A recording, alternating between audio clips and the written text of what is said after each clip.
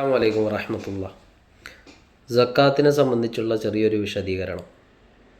ഇസ്ലാമിലെ പഞ്ചസ്തംഭങ്ങളിൽ മൂന്നാമത്തേതാണല്ലോ സക്കാത്ത്. ആ സക്കാത്ത് ദീനിൽ അനിഷേധ്യമായി അറിയപ്പെട്ട ഒരു കാര്യമായതുകൊണ്ട് അതിനെ നിഷേധിക്കുക എന്നുള്ളത് അവിശ്വാസത്തിലേക്ക് എത്തിക്കുന്ന കാര്യമാണ്. സക്കാത്ത് നൽകാൻ വിസമ്മതിക്കുന്നയാളോട് ഭരണാധികാരി യുദ്ധം ചെയ്യേണ്ടതാണ്. സക്കാത്ത് രണ്ട് വിധമാണ്. സമ്പത്തിൻ്റെ സക്കാത്തുണ്ട്, ശരീരത്തിൻ്റെ സക്കാത്തുണ്ട്. സമ്പത്തിൻ്റെ സക്കാത്ത് തന്നെ നേരിട്ട് സമ്പത്തുമായി ബന്ധിക്കുന്ന സക്കാത്തുണ്ട്, അയാളുടെ ഉത്തരവാദിത്തത്തിൽ സ്ഥിരപ്പെടുന്നതുണ്ട്.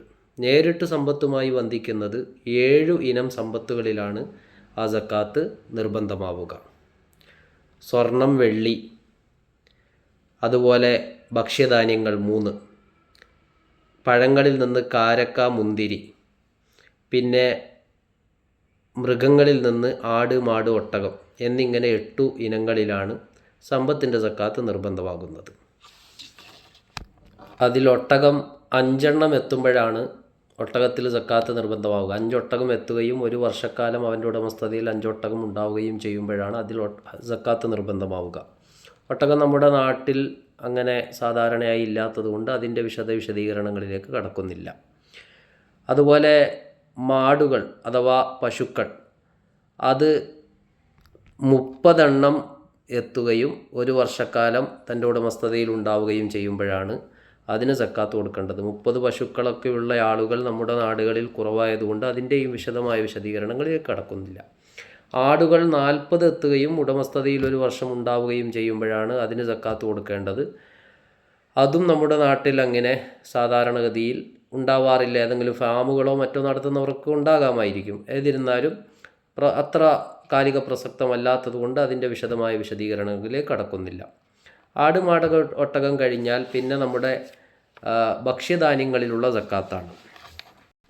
അത് നെല്ല് പോലെയുള്ള ഭക്ഷ്യധാന്യങ്ങൾ കൂടുതലായി കൃഷി ചെയ്യുകയും അങ്ങനെ വിളവെടുപ്പ് സമയത്ത് അതിൻ്റെ പുറം തൊലിയോട് കൂടെ 1960 ലിറ്റർ, ഇനി പുറം തൊലി ഇല്ലാതെയാണെങ്കിൽ 960 ലിറ്റർ, പുറം തൊലിയോടുകൂടെ 1920 ലിറ്ററോ പുറം തൊലി ഇല്ലാതെ 960 ലിറ്ററോ എത്തിയാലാണ് അതിൽ സക്കാത്ത് നിർബന്ധമാകുന്നത്. അതിൻ്റെ 10-1 സക്കാത്ത് കൊടുക്കേണ്ടത്. അത് ജലസേചനത്തിന് ചിലവൊന്നുമില്ലാതെയാണ് ആ കൃഷി നടത്തിയത് എങ്കിൽ. എന്നാൽ ജലസേചനത്തിന് ചിലവ് വന്നിട്ടുണ്ട് എങ്കിൽ അതിൻ്റെ പകുതി എന്ന് വെച്ചാൽ 20-1 അതിൻ്റെ മൊത്തത്തിൽ ഉള്ളതിൻ്റെ 20-1 ഭാഗമാണ് സക്കാത്ത് കൊടുക്കേണ്ടത്. ഏതിരുന്നാലും അത്രയും കൂടുതൽ ധാന്യങ്ങൾ കൃഷി ചെയ്യുന്നവർ നമ്മുടെ കേരളക്കരയിൽ പൊതുവെ കുറഞ്ഞു വന്നിരിക്കുകയാണ്. പിന്നെ പഴവർഗ്ഗങ്ങളിൽ നിന്ന് ഇതുപോലെ തന്നെ ഈത്തപ്പഴത്തിനും മുന്തിരിക്കും സക്കാത്ത് കൊടുക്കണം. അതും അങ്ങനെ കൂടുതലായി കൃഷി ചെയ്യുന്ന നമ്മുടെ നാടുകളിൽ കുറവാണല്ലോ. പിന്നെ സമ്പത്തിൻ്റെ സക്കാത്തുകളിലെ 8 ഇനങ്ങളിൽ നിന്ന് ഇനി അവശേഷിക്കുന്നത് സ്വർണ്ണ, വെള്ളിയുടെ സക്കാത്താണ്. അതിൽ സ്വർണം ഒരാളുടെ കയ്യിൽ 85 ഗ്രാം എത്തുകയും അത് 1 വർഷക്കാലം ഉടമസ്ഥതയിൽ ഉണ്ടാവുകയും ചെയ്താൽ അതിൻ്റെ 2.5% സക്കാത്ത് കൊടുക്കേണ്ടതാണ്. വെള്ളി 595 ഗ്രാം ഒരാളുടെ കയ്യിലെത്തുകയും അത് 1 വർഷക്കാലം അയാളുടെ ഉടമസ്ഥതയിൽ ഉണ്ടാവുകയും ചെയ്താൽ അതിന് സക്കാത്ത് കൊടുക്കേണ്ടതാണ്. എന്നാൽ ആഭരണങ്ങളായി ഹലാലായ രൂപത്തിലുള്ള ആഭരണങ്ങൾ, ആ ആഭരണങ്ങൾക്ക് ഷാഫി മദ്ഹബിൽ സക്കാത്തില്ല. ഹലാലല്ലാത്ത ആഭരണങ്ങൾ എന്ന് പറയുമ്പോൾ അതിൽ കറാഹത്തായ ആഭരണങ്ങളും പെടുന്നതാണ്. അതിൽ സക്കാത്ത് നിർബന്ധമാകുന്നതാണ്. പുരുഷൻ ധരിക്കാൻ വേണ്ടി സ്വർണ്ണാഭരണങ്ങൾ ഉണ്ടാക്കിയാൽ അത് ഹറാമായ ആഭരണമാണ്. അപ്പോൾ അതിൽ സക്കാത്ത് നിർബന്ധമാകും. അതുപോലെ തന്നെ സ്ത്രീയുടേതാണെങ്കിലും സാധാരണഗതിയിൽ സ്ത്രീകൾ ധരിക്കുന്നതിനേക്കാൾ വളരെ കൂടുതൽ, ആ നാട്ടുനടപ്പനുസരിച്ച് സാധാരണഗതിയിൽ ധരിക്കുന്നതിനേക്കാൾ വളരെ കൂടുതൽ ആഭരണങ്ങൾ ഉണ്ടായിക്കഴിഞ്ഞാൽ അപ്പോൾ അതിൽ സക്കാത്ത് നിർബന്ധമാകുന്നതാണ്. ഇനി ആഭരണം എന്ന പർപ്പസിൽ നിന്ന് മാറി സൂക്ഷിച്ചു വെക്കുക എന്ന ഉദ്ദേശ്യമുണ്ടായാൽ, ഉദാഹരണത്തിന് ഒരാളുടെ ഉമ്മ മരണപ്പെട്ടപ്പോൾ ഉമ്മ ഉപയോഗിച്ചിരുന്ന ആഭരണങ്ങൾ അതിനി ആഭരണമായി ഉപയോഗിക്കുന്നില്ലെന്നും അതൊരു സ്വർണ്ണമായി ഒരു അസറ്റായി സൂക്ഷിച്ചു വെക്കുകയും പിന്നീട് തൻ്റെ മകളോ മറ്റോ കല്യാണം കഴിയുമ്പോൾ അവർക്ക് അത് കൊടുത്ത് സ്വർണം വാങ്ങുക എന്നൊരു ലക്ഷ്യമുണ്ടായിക്കഴിഞ്ഞാൽ അപ്പോൾ അത് ആഭരണം എന്ന പർപ്പസിൽ നിന്ന് മാറി അതൊരു അസറ്റ്, ഒരു സ്വത്തായി മാറുന്നതാണ്. അപ്പോൾ അവിടെ നിന്ന് 1 വർഷം പൂർത്തിയാകുമ്പോൾ അതിൻ്റെ 2.5% സക്കാത്ത് കൊടുക്കേണ്ടി വരും. ഇനിയിപ്പോൾ സ്വർണ്ണ വെള്ളിയുടെ സ്ഥാനത്ത് അതുപോലെ തന്നെ ഒരു വ്യാപക വിലയായി ഉപയോഗിക്കപ്പെടുന്നതാണ് കറൻസി എന്നതാണ് കേരളത്തിലെ നിരവധി പണ്ഡിതന്മാരുടെ ഭൂരിപക്ഷ പണ്ഡിതന്മാരുടെ നിരീക്ഷണം. തദടിസ്ഥാനത്തിൽ കറൻസിക്കും സക്കാത്ത് നിർബന്ധമാകുന്നതാണ്. ഈ പറയപ്പെട്ട 595 ഗ്രാം വെള്ളിയുടെ അത്രയും മൂല്യം വരുന്ന കറൻസി അല്ലെങ്കിൽ 85 ഗ്രാം സ്വർണത്തിൻ്റെ മൂല്യം വരുന്ന കറൻസി ഒരാളുടെ കയ്യിൽ ഒരു വർഷക്കാലം ഉണ്ടായിക്കഴിഞ്ഞാൽ അതിൻ്റെ 2.5% സക്കാത്ത് കൊടുക്കണം. അപ്പോൾ 595 ഗ്രാം എന്ന് പറയുമ്പോൾ 1 ഗ്രാം വെള്ളിക്ക് ഇപ്പോൾ 300 രൂപയൊക്കെ ഉണ്ട് എന്നാണ് ഇന്നലത്തൊക്കെ മാർക്കറ്റ് വിലയിൽ നിന്ന് മനസ്സിലാകുന്നത്. അങ്ങനെ വെക്കുമ്പോൾ ഏകദേശം 1,70,70,000 മുകളിൽ തുക ഒരാളുടെ കയ്യിൽ അങ്ങനെ ഒരു വർഷക്കാലം ഉണ്ടായാൽ അതിൻ്റെ 2.5% സക്കാത്ത് കൊടുക്കേണ്ടതാണ്. അവിടെ നമ്മൾ പ്രത്യേകം ശ്രദ്ധിക്കേണ്ടത് ഈ തുക ഒരു വകുപ്പിലായി മാത്രം ഉണ്ടായിക്കൊള്ളണമെന്നില്ല. ഒരാളുടെ കയ്യിൽ തൻ്റെ കയ്യിൽ സൂക്ഷിച്ച പണം അതൊരു 50,000 ഉള്ളൂ, പക്ഷേ അയാൾ വാടകയ്ക്കാണ് ഇരിക്കുന്നത്. അപ്പോൾ അതിൻ്റെ ഡെപ്പോസിറ്റായിട്ട് ഒരു 50,000 കൊടുത്തിട്ടുണ്ട്, വേറൊരാൾക്കൊരു 50,000 കടം കൊടുത്തിട്ടുണ്ട്. ഇങ്ങനെ പല വിഭാഗങ്ങളിലായി ഈ പറയപ്പെട്ട തുക ഒരു വർഷക്കാലമായി അയാളുടെ ഉടമസ്ഥതയിലുണ്ട്. കടം കൊടുത്ത പൈസയൊക്കെ നമ്മുടെ ഉടമസ്ഥതയിലുള്ള പണം പോലെ തന്നെയാണ്, കാരണം അത് നമുക്ക് തിരിച്ചു കിട്ടാനുള്ളതാണ്. അപ്പോൾ അത് താൽക്കാലികമായി മറ്റൊരാളിലേക്ക് കൈമാറ്റം ചെയ്തുവെങ്കിലും അതിൻ്റെ ഒരു പകരം നമുക്ക് തിരിച്ചു കിട്ടേണ്ടത് സ്ഥിരപ്പെടുന്നത് കൊണ്ട് നമ്മുടെ ഉടമസ്ഥതയിലുള്ളതായിട്ടാണ് സക്കാത്തിൻ്റെ വിഷയത്തിൽ അത് കണക്കാക്കപ്പെടുക.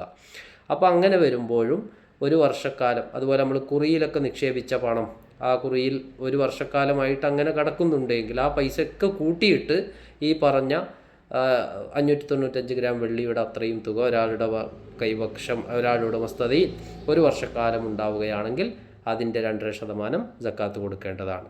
അപ്പോൾ ഇത്രയുമാണ് സമ്പത്തിൻ്റെ സക്കാത്തിൽ സമ്പത്തുമായി നേരിട്ട് ബന്ധിക്കുന്നത്. ഇനി സമ്പത്തുമായി നേരിട്ട് ബന്ധിക്കാതെ ഉടമസ്ഥതയിലേക്ക് ബന്ധിക്കുന്നതെന്ന് ഞാൻ പറഞ്ഞല്ലോ, അത് കച്ചവടത്തിൻ്റെ സക്കാത്താണ്. കച്ചവടത്തിൻ്റെ സക്കാത്ത് എന്ന് പറയുമ്പോൾ പലരും മനസ്സിലാക്കിയത് ഒരു ഷോപ്പ് ഒക്കെ വാടകയ്ക്കെടുത്ത് അവിടെ സാധനങ്ങളൊക്കെ നിരത്തി വെച്ച് വിൽപ്പന നടത്തുന്നവർക്ക് മാത്രമാണ് കച്ചവടത്തിൻ്റെ സക്കാത്ത് നിർബന്ധം എന്നാണ്. അങ്ങനെയല്ല. ഇസ്ലാമിൽ കച്ചവടത്തിൻ്റെ സക്കാത്ത് ഷാഫി ഫിഖ് പറയുന്നതനുസരിച്ച് പകരം വല്ലതും നൽകി, പകരം വിലയായി വല്ലതും നൽകി ഒരാൾ ഒരു വസ്തു അല്ലെങ്കിൽ ഒരു ചരക്ക് അല്ലെങ്കിൽ എന്തെങ്കിലുമൊക്കെ ഒന്ന് കരസ്ഥമാക്കി. ആ കരസ്ഥമാക്കുമ്പോൾ അത് കൈവശപ്പെടുത്തുമ്പോൾ അയാളുടെ ഉദ്ദേശ്യം ഇത് വിൽപ്പന നടത്തണം എന്നാണ്. ഇത് വിറ്റ് എനിക്ക് ലാഭമെടുക്കണമെന്നോ അല്ലെങ്കിൽ ഇത് മറിച്ച് വിൽക്കണം എന്ന ഉദ്ദേശ്യമാണുള്ളത്. അങ്ങനെ ആ ഉദ്ദേശ്യത്തിലായി ഒരു വർഷം പൂർത്തിയാവുകയും ചെയ്തു. എന്നാൽ ആ വാങ്ങിയ വസ്തുവിൻ്റെ 2.5% അയാൾ സക്കാത്ത് കൊടുക്കേണ്ടതാണ്. ഒരു ഉദാഹരണം പറഞ്ഞാൽ വ്യക്തമാകാൻ, ഒരാൾ ഒരു കാറ് വാങ്ങി, ഒരാൾ ഒരു 3 ലക്ഷം രൂപ കൊടുത്ത് ഒരു കാറ് വാങ്ങി. കാറ് വാങ്ങുമ്പോൾ തന്നെ അയാളുടെ ഉദ്ദേശ്യം ഈ കാറ് മറിച്ച് വിറ്റ് ലാഭമുണ്ടാക്കണം എന്നാണ്, അല്ലെങ്കിൽ ഇത് മറിച്ച് വിൽക്കണം എന്നുള്ളതാണ്. അങ്ങനെ അയാൾ ആ കാറ് വാങ്ങി തൻ്റെ വീട്ടിൽ സൂക്ഷിച്ചു. പക്ഷേ അത് വിൽപ്പന നടത്താൻ വേണ്ടി അയാൾ ഫേസ്ബുക്കിലോ അല്ലെങ്കിൽ OLX മറ്റോ ഒന്നും പരസ്യം ചെയ്തിട്ടൊന്നുമില്ല. അങ്ങനെ ഒരു വർഷം പൂർത്തിയായി. ഈ ഒരു വർഷത്തിൻ്റെ ഇടയിൽ വിൽക്കുക എന്ന ഒരു ഉദ്ദേശ്യത്തിൽ നിന്ന് അയാൾ മാറിയിട്ടുമില്ല. അങ്ങനെയാണെങ്കിൽ അതിൻ്റെ 2.5% ഒരു വർഷം പൂർത്തിയാകുമ്പോൾ അയാൾ സക്കാത്ത് കൊടുക്കേണ്ടതാണ്. പല ഭാഗങ്ങളിലായി സ്ഥലങ്ങൾ വാങ്ങിക്കൂട്ടിയ ഒരാൾ, സ്ഥലങ്ങൾ വാങ്ങുമ്പോഴൊക്കെ അയാളുടെ ലക്ഷ്യം ഇത് വില കൂടുമ്പോൾ ഒന്ന് മറിച്ച് വിൽക്കണം എന്നുള്ളതാണ്. പക്ഷേ അയാളത് ആരോടും പരസ്യപ്പെടുത്തുകയോ എനിക്കിങ്ങനെ സ്ഥലം വിൽക്കാനുണ്ട് എന്ന് പറയുകയോ ഒന്നും ചെയ്തിട്ടില്ല. പക്ഷേ പണം കൊടുത്ത് വാങ്ങിയതാണ്. വാങ്ങുമ്പോഴുള്ള ഉദ്ദേശം ഈ സ്ഥലം വിൽപ്പന നടത്തണം എന്നുള്ളതാണ്. അങ്ങനെ ഒരു വർഷം പൂർത്തിയായി. എന്നാൽ ഒരു വർഷം പൂർത്തിയാകുമ്പോൾ ആ സ്ഥലത്തിൻ്റെ എല്ലാം മാർക്കറ്റ് വാല്യൂ കണക്കാക്കി അതിൻ്റെ 2.5% അയാൾ സക്കാത്ത് കൊടുക്കൽ നിർബന്ധമാണ്. ഇങ്ങനെയാണ് കച്ചവടത്തിൻ്റെ സക്കാത്ത് വരുന്നത്. അപ്പോൾ അങ്ങനെ വരുമ്പോൾ സ്വാഭാവികമായും പലചരക്ക് കടയോ അല്ലെങ്കിൽ മറ്റു സ്റ്റേഷനറിയോ മറ്റൊക്കെ നടത്തുന്ന ആളുകൾ, അല്ലെങ്കിൽ ഫർണിച്ചർ ഷോപ്പുകളോ മറ്റൊക്കെ നടത്തുന്ന ആളുകൾ കച്ചവടം ചെയ്യുക എന്ന ഉദ്ദേശ്യത്തോടു കൂടെ പണം കൊടുത്തുകൊണ്ട് വസ്തുക്കൾ വാങ്ങുകയും ആ വസ്തുക്കളുമായി അയാൾ അങ്ങനെ കച്ചവടം ചെയ്യുകയും ചെയ്താൽ ഒരു വർഷം പൂർത്തിയാകുമ്പോൾ അയാളുടെ കടയിലുള്ള വിൽപ്പനക്ക് വേണ്ടി അയാൾ ഉദ്ദേശിച്ച് വാങ്ങിക്കൂട്ടിയ സാധനങ്ങളുടെ എല്ലാം മൂല്യം കണക്കാക്കി, അതുപോലെ കച്ചവടം നടത്തി കിട്ടിയ പണം അത് വീണ്ടും കച്ചവടത്തിലേക്ക് ഉപയോഗിക്കുക എന്ന നിയത്തിൽ വെച്ച പൈസയുണ്ടല്ലോ, കച്ചവടം നടത്തി കിട്ടിയ പണം, ആ പണവും അതുപോലെ ഈ വസ്തുക്കൾ വിറ്റ വകയിൽ ഇങ്ങോട്ട് കിട്ടാനുള്ള പണം, ഇതെല്ലാം കൂടെ കൂട്ടിക്കണക്കാക്കി അതിൻ്റെ 2.5% അയാൾ സക്കാത്ത് കൊടുക്കേണ്ടതാണ്.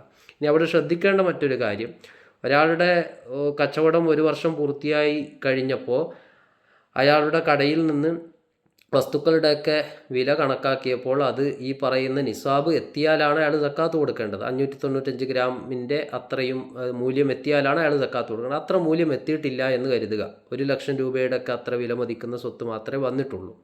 അങ്ങനെയാണെങ്കിൽ പക്ഷേ അയാളുടെ കയ്യിൽ എന്തുണ്ട്? വേറൊരു ലക്ഷം രൂപ ഒരു വർഷമായി വേറൊരു ക്യാഷ് അയാളുടെ കയ്യിലുണ്ട്. എന്നാൽ ഈ കച്ചവടത്തിൻ്റെ സക്കാത്തിലേക്ക് അയാളുടെ ഈ കറൻസിയുടെ സക്കാത്ത് രണ്ടും കൂടെ കൂട്ടിച്ചേർക്കുന്നതാണ്. അങ്ങനെ വരുമ്പോൾ അയാൾ സക്കാത്ത് കൊടുക്കേണ്ടി വരും. ആ മൊത്തത്തിലുള്ളതിൻ്റെ സക്കാത്ത് അയാൾ കൊടുക്കേണ്ടി വരും. അപ്പോൾ കച്ചവടത്തിൻ്റെ സക്കാത്തിൽ നിസാബ് എത്തിയാൽ മാത്രമേ സക്കാത്ത് നിർബന്ധമുള്ളൂ എന്ന് പറഞ്ഞത് അതിന് സമാനമായ ഒരു തുക അയാളുടെ കയ്യിൽ, അതിന് സമാനമായ എന്നല്ല, അതിലേക്ക് നിസാബ് പൂർത്തിയാകാൻ, അഥവാ ഈ 595 ഗ്രാം വെള്ളിയുടെ അത്രയും മൂല്യം പൂർത്തിയാകാനുള്ള ഒരു തുക അയാളുടെ കയ്യിൽ ഒരു വർഷം ആയി ഉണ്ടായിട്ടില്ലെങ്കിലാണ്, അയാളുടെ ഉടമസ്ഥയിൽ അങ്ങനെ ഉണ്ടെങ്കിൽ അതും ഇതും കൂടെ കൂട്ടി അയാൾക്ക് സക്കാത്ത് നിർബന്ധമാകുന്നതാണ്. അങ്ങനെ വരുമ്പോൾ ചിലപ്പോൾ ചെറിയ പെട്ടിക്കടയൊക്കെ നടത്തുന്ന ആളാണെങ്കിലും ഒരു വർഷം പൂർത്തിയായിട്ട് അയാളുടെ കടയിലുള്ള വസ്തുക്കളുടെയൊക്കെ തുക കണക്കാക്കിയപ്പോൾ 595 ഗ്രാം വെള്ളിയുടെ തുക എത്തുന്നില്ലെങ്കിലും പക്ഷേ അയാളുടെ കയ്യിൽ എന്തുണ്ട്? വേറെ കുറേ പൈസയുണ്ട്. ആ പൈസയൊക്കെ കൂട്ടുമ്പോൾ അതൊരു വർഷമായിട്ടുള്ളതാണ്. അതൊക്കെ കൂട്ടുമ്പോൾ 595 ഗ്രാം വെള്ളിയുടെ മൂല്യത്തിൻ്റെ അത്ര എത്തുമെങ്കിൽ അതിൻ്റെ 2.5% അയാൾ സക്കാത്ത് കൊടുക്കേണ്ടതാണ്. അതുപോലെ തന്നെ കച്ചവടം ചെയ്യുക എന്ന ഉദ്ദേശ്യത്തിൽ നമ്മൾ നമ്മുടെ കയ്യിലുള്ള എന്തെങ്കിലുമൊക്കെ സാധനങ്ങൾ വിറ്റിട്ട് കുറച്ച് പണം കരസ്ഥമാക്കി, ആ പണം നമ്മുടെ കയ്യിൽ വെച്ചിട്ട് ഒരു വർഷമായി, അങ്ങനെയാണെങ്കിൽ അതിൻ്റെയും 2.5% നമ്മൾ സക്കാത്ത് കൊടുക്കേണ്ടി വരും. അതുപോലെ ഒരാൾ കയ്യിലുള്ള പണം, ആ പണം ഇങ്ങനെ 6 മാസക്കാലം സൂക്ഷിച്ചു. അതെന്തെങ്കിലും വിറ്റിട്ട് വാങ്ങിയ പൈസയൊന്നും ആയിക്കൊള്ളണമെന്നില്ല, അയാൾക്ക് ശമ്പളമായിട്ടോ മറ്റൊക്കെ കിട്ടിയ പൈസയാണ്. അതൊരു 6 മാസമായിട്ട് അയാൾ സൂക്ഷിച്ചു. 6 മാസം കഴിഞ്ഞിട്ട് അയാൾ കച്ചവടം ആരംഭിച്ചു, ഒരു ബിസിനസ് തുടങ്ങി. ആ പൈസ കൊടുത്തിട്ട് അയാൾ സാധനങ്ങൾ വാങ്ങി ബിസിനസ് തുടങ്ങി. അങ്ങനെയാണെങ്കിൽ അവിടെ പിന്നെ ഒരു വർഷമാവാൻ കാത്തിരിക്കേണ്ടതില്ല. കാരണം ഈ പണം ഇയാളുടെ കയ്യിൽ വന്നിട്ട് 6 മാസം ആയല്ലോ. അപ്പോൾ ഇനിയിപ്പം കച്ചവടം തുടങ്ങി 6 മാസം പൂർത്തിയാകുമ്പോൾ തന്നെ ആ വസ്തുക്കളുടെ എല്ലാം മൂല്യം, തുക കണക്കാക്കി അത് നിസാബ് എത്തിയിട്ടുണ്ടെങ്കിൽ, 595 ഗ്രാം വെള്ളിയുടെ അത്രയും മൂല്യം എത്തിയിട്ടുണ്ടെങ്കിൽ അയാൾ സക്കാത്ത് കൊടുക്കേണ്ടതാണ്. ഇതാണ് കച്ചവടത്തിൻ്റെ സക്കാത്തിനെ സംബന്ധിച്ചുള്ള ചെറിയൊരു വിശദീകരണമാണ് ഈ പറഞ്ഞത്. ഇത്രയുമാണ് സമ്പത്തിൻ്റെ സക്കാത്തുമായി ബന്ധപ്പെട്ട് പറയാനുള്ളത്. ഇനിയുള്ളത് ശരീരത്തിൻ്റെ സക്കാത്താണ്. അത് ഫിത്ർ സക്കാത്താണ്. അത് മറ്റൊരു വീഡിയോയിൽ പറയാം ഇൻഷാ അല്ലാഹ്.